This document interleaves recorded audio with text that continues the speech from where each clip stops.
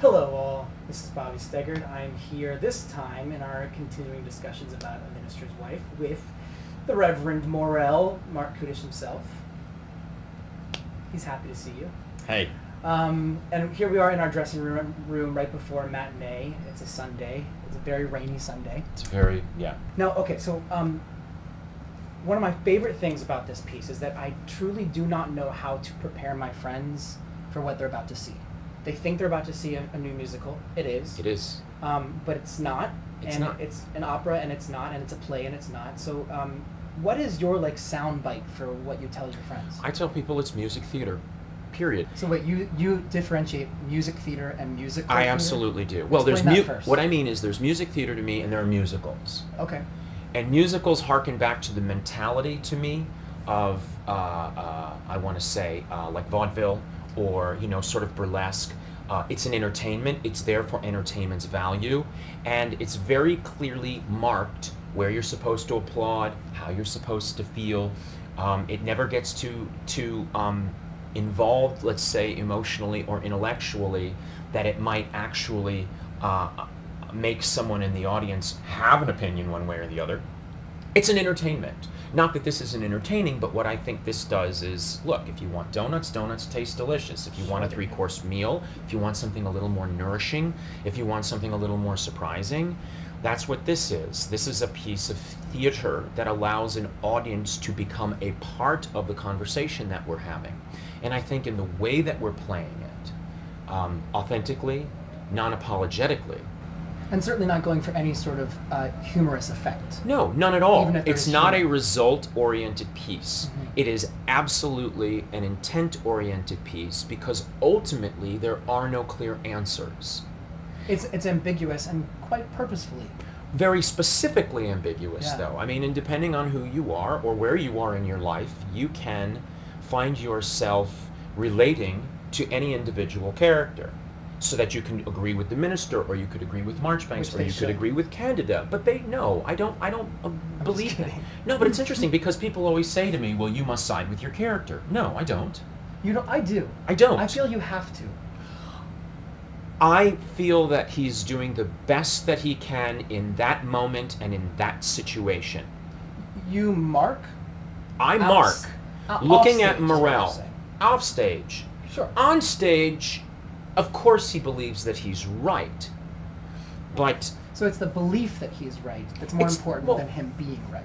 yeah, course. I mean, because clearly at the end of the play he realizes he's not right about a lot of things, and if I and he together cannot be open to that possibility, then you're leaving out a huge dimension to the play. I mean, if it was just happily ever at the end of the play, why are we doing it? Yeah.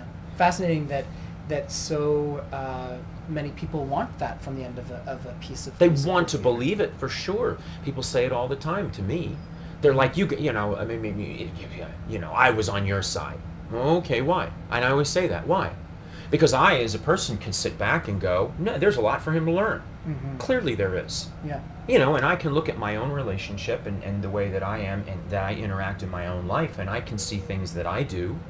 Again, if I allow myself to be open to that, I can see things that I do. I can see things that are very similar to the character, and I can see where I go, aha, this, thank God, I kind of get and that I know. Right. But everybody's different, which is why, no, I don't side. Everyone's right. Everyone's point of view is right. That's why it's a complex piece. Yeah. No. What do you understand about life or your relationship that you think Morell doesn't? What is the thank God? That I'm not the boss. You know you're not the I boss. know I'm not the boss. I'm not the boss. I don't think any man is the boss. Sorry. I just don't. I don't care how much of a boss you are in business. We're not talking about that. We're talking about your personal relationship with your partner. Because I believe that all of us, every guy, no matter how old you are, you're somewhere between the age of 8 and 13 years old. I came to that conclusion a long time ago. Every man is between the age of 8 and 13. I absolutely believe that 100%. We mentally and emotionally, to a very large degree. Here's the difference between a boy and a man. Mhm. A boy... Don't you point at me. Well, I'm talking about Marchbanks. All right, okay? A boy thinks he's a man. A man knows he's a boy. That's awesome. And therein lies the difference. Okay.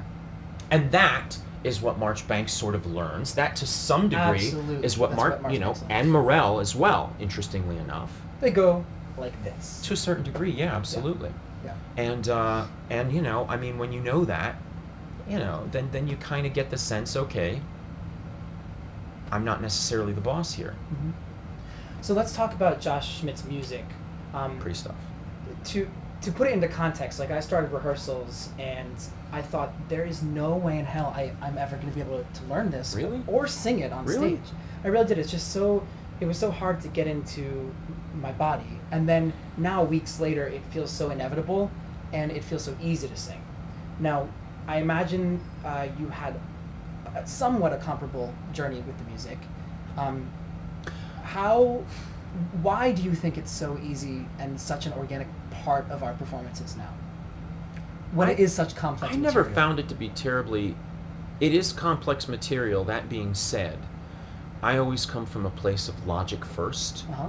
So because his logic is so specific, the minute that I started to go, okay, I get his logic, the music just seemed logical to me. So you just needed to get into his brain. Yeah, well, it's always that, you know, Yeah. and I would say to Josh all the time, open up, let me know what you're thinking. What are you thinking? Because then I can go, oh, okay. And then I can organically start to apply it. Okay. Now, what is your favorite part of our interactions together? Because I think we have something interesting. We have a structure and yet we allow each other to surprise one another. Yeah. Is that what you like most about it? Well, I mean, you know, I like going out on stage and knowing that I can trust that if you try something or I try something or we just find ourselves... It'll be caught. It'll be Well, yeah, received. and that's what it is that there's the understanding that it will be caught and it will be received. Yeah. That you are not self-conscious about being out there or about a choice that's made. You don't stand outside of yourself when you're doing it. You're very in it. So that you and I can bat the ball around and have a really good time with it, and happy accidents happen all the time. Yeah. And that's, to a large degree, I think, why our show works as well as it does, and why our company works as well as it does. Because everybody is just present. Mm-hmm. Everybody's on the same page. Everybody has the same goal. We're going to tell the story, and we're not going to apologize. Yeah.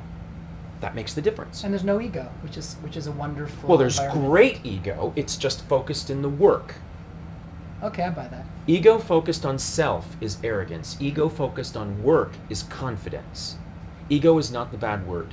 You should write a book. Yeah. He will, actually. Or just do seminars. Can we do them together? Yeah, dude. I'll be the young one, you'll be the old Exactly. one. Okay. Yeah. Anyway, thank you very much for viewing in, and hopefully next time you'll be seeing me interview Miss Kate Fry, who's our wonderful candidate, and wherever you are, have a great day. Later!